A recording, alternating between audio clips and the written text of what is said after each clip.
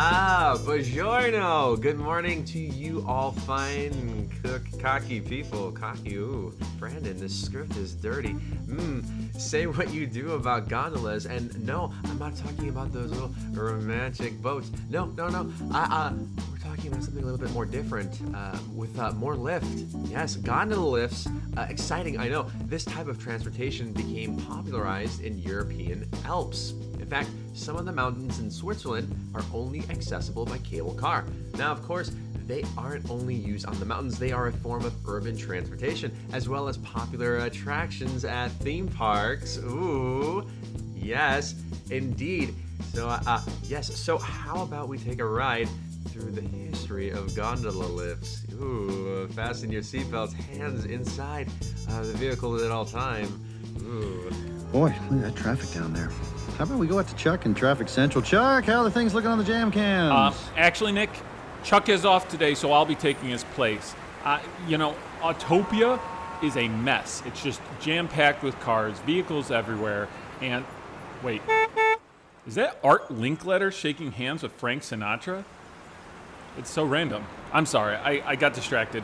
Fortunately for us, Walt has come up with another way to move attendees around the theme parks. It's a brand new gondola system that'll... Oh my gosh. Is that Mr. Show Business himself, Sammy Davis Jr.? This is ridiculous. Almost a year after Walt Disney opened his first theme park, attendees were introduced to the Disneyland's Skyway. Walt actually bought the attraction from a group in Switzerland, and appropriately enough, it would eventually travel through the popular Matterhorn bobsled attraction when it was built in 1959. People must have enjoyed riding the Disneyland cable car because the Skyway would appear in the Magic Kingdom in Florida as well as Tokyo Disneyland. But what about the 6465 World's Fair in Flushing Meadows, New York? They had a gondola lift too, known as the Swiss Sky Ride. It was located in the international area and traveled from the Switzerland Pavilion to the Korean Pavilion in just a few minutes. Each cabin held up to 4 people on a trip that covered 1,875 feet. And during that time, you might catch a glimpse of other countries featured at the World's Fair, like Morocco, Greece, Japan, Indonesia, Spain, and the Republic of China, just to name a few. You could even catch an incredible view of the Unisphere, Flushing Meadows' symbol of peace through understanding. A note of caution, the Swiss Sky Ride, which costs about 17 cents a minute, is a one-way ride. Parents failing to heed the warning signs have been known to lose children at the distant terminal. Well, even mom and dad need a break once in a while. Fortunately, the folks at the RCA Pavilion had a plan for what to do with all those lost children. One of their exhibits included the Color Television Communication Center that broadcasts to televisions throughout the fairgrounds.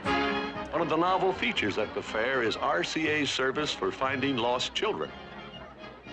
A lost youngster is brought to the RCA studio where his picture is televised over a closed circuit to the many TV monitors throughout the fairground. Not surprised, it happens about a half a dozen times a day. Dopey's a real ham about appearing on television. Now, before you board the Swiss Sky Ride, you should definitely check out what the Switzerland Pavilion has to offer. They had the sweetest little alpine village, reflecting the kind of charm that has made Switzerland a favorite country for American tourists. Or how about you get your photograph taken in front of the master clock? It was a timepiece that keeps track of the year, month, day, hour, minute, second, and tenth of second of when the photo was taken. Oh hey, and if you're hungry, why not stop by Le Chalet and order some cheese fondue or their house specialty, pomme rusty. Now, this sounds absolutely delectable. Please tell me more about this Swiss dish. Hey, who you calling a Swiss dish? All right. Settle down there, Marcy Renee. I think Jeff's just excited about this tasty treat you've been working on.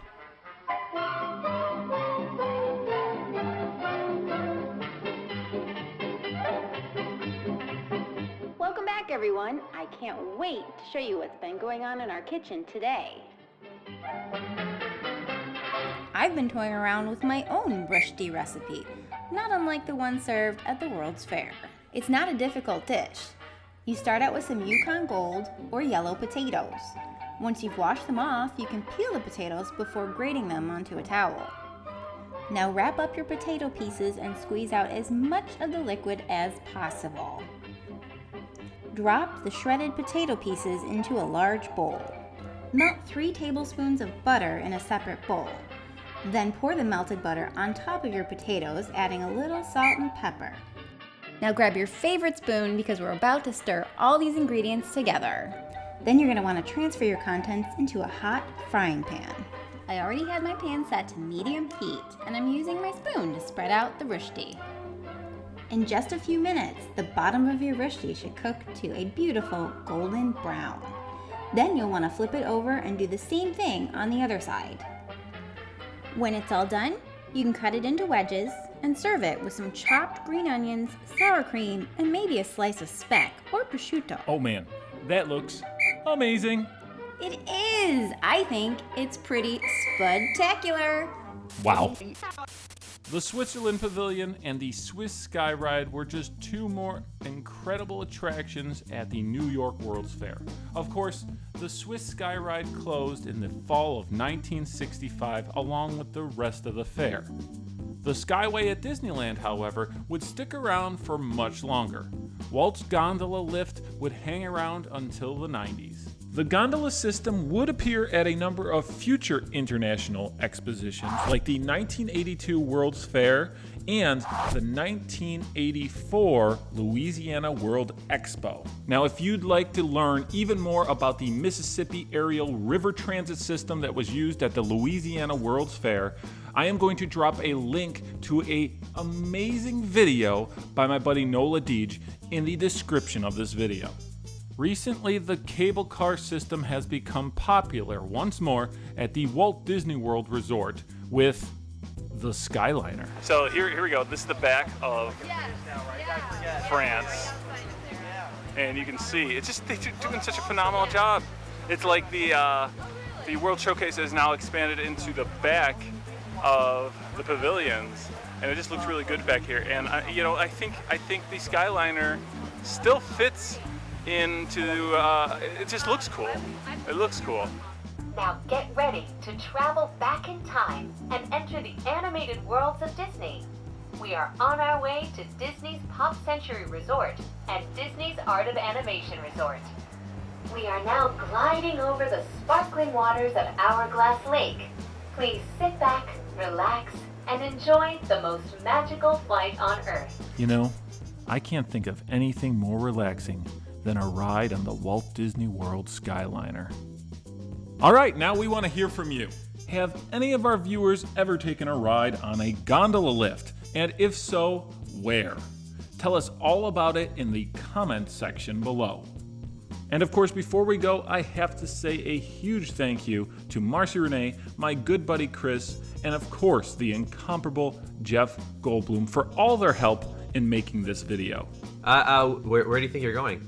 We haven't finished, not by a long shot. You still haven't clicked that sexy subscribe button. There you go. Drag that cursor over and click the red heels and repeat after me. There's no place like home. There's no place like home. Oh, Judy Garland, somewhere on a rainbow. Da, da, da. Oh, I love you, Judy. What's that from? The Wizard of Oz. 2 points for anybody who got that in the comments. Yes.